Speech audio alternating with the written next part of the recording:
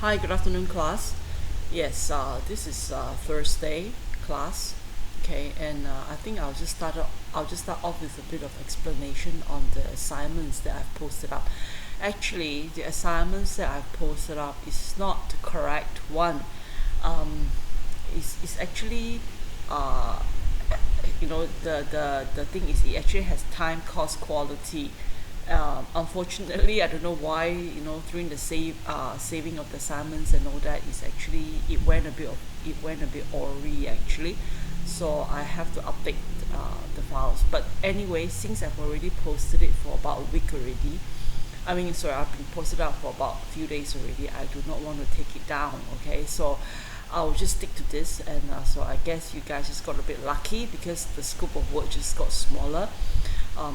At first, my plan is to do um, time, cost, and quality. Okay, so this one is based on your selected project. Okay, you have to prepare what we call a project management plan. Okay, and basically you need to sort of like tell the client on how you plan to carry out the project management for the project that you're embarking on. Okay, so normally we'll put down the time, cost, quality, and safety plan. Okay, um, but the quality plan was not, sort of like it just goes missing. So I probably posted the wrong files, you see.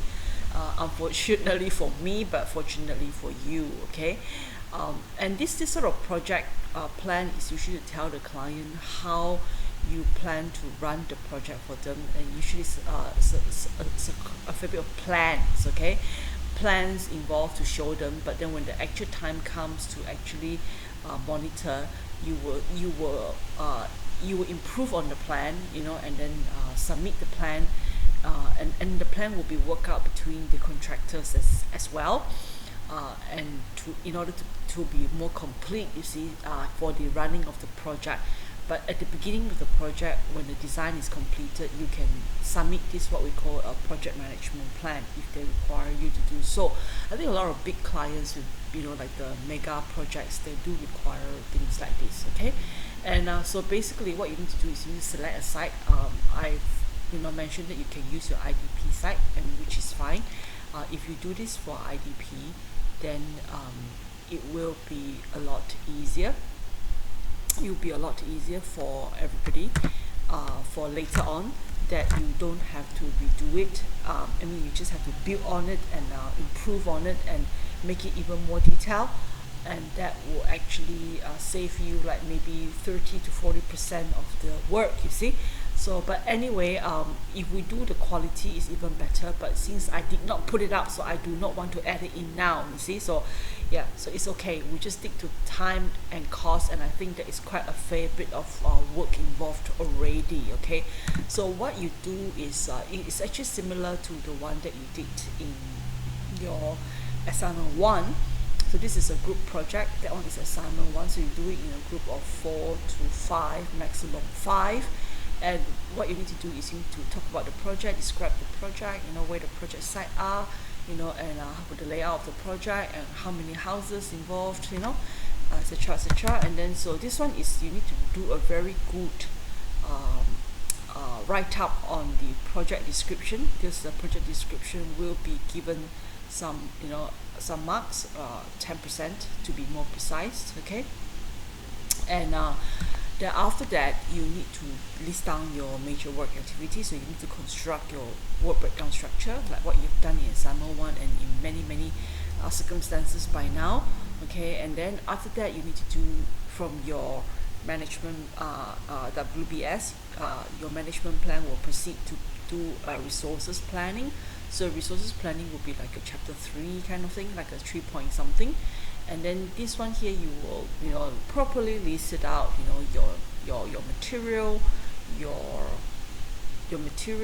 your material, um your machineries, your labor, and all that. So it will flow on, and then your engineering plan and all that. So your engineering team, your supervision, etc., etc. So it's a full set of resources planning, and from resources planning, you will go on and do your productivity rates for all your resources, and then followed by your Gantt chart. With the duration, you can produce a Gantt chart, okay, and you can draw a CPM as well with the layer one, and then based on this time plan, you can work out on your cost plan, okay. So I think this one is all in the notes already. We've been through this many times, so we will talk about that again as we meet each other for the next 5 weeks. So essentially you only have about 1.5 months to complete this assignment, okay, and you need to do it in a proper report format, and then there will be background. These are the breakdown marks, the time plan, which include the resources plan. Actually, the resources plan is practically part of it, so it's part of the cost plan, it's part of the time plan, and because the Gantt chart, it involves Gantt chart, you see, so and CPM. So basically, if you draw a Gantt chart and a CPM, you'll be getting about like 15%, out of that 30%, and the initial 15% will be involving your resources planning and all that. Okay, so from the resources planning to your Gantt chart, then how you actually transfer that into your cost plan, your optimum resources on site, and from the optimum resources, how you convert them into your cost plan with the rate of each particular resources with the quantity that you plan out, and the amount over the amount of time, so you can actually draw that out, so that would be your plan. So some people will ask me about S-curve. Yes, you will draw an S-curve here. Okay, so I'll probably put here including a financial S-curve. Okay, so including a financial S-curve, I think that will make more sense, that you get 30%. Okay, so I think this one will be your deadline, and then you need to hand it in over Ellipse. And yes, I think every group member should hand in your own assignments as a practice, that you don't depend on somebody to do the submission, because now it's online, so you don't really have to print 5 reports. You just have to print one. You just have to submit the same report, but make sure that the cover page has all your names on it. Okay, and you need to do proper heading, labeling of charts, doing your appendices, conclusion, proper spacing, table of content, tables of figures, and all that. So get into the habit of report writing. Okay, so this is what I have to say for your assignments. You can ask me more questions as we move along. Okay, thank you very much.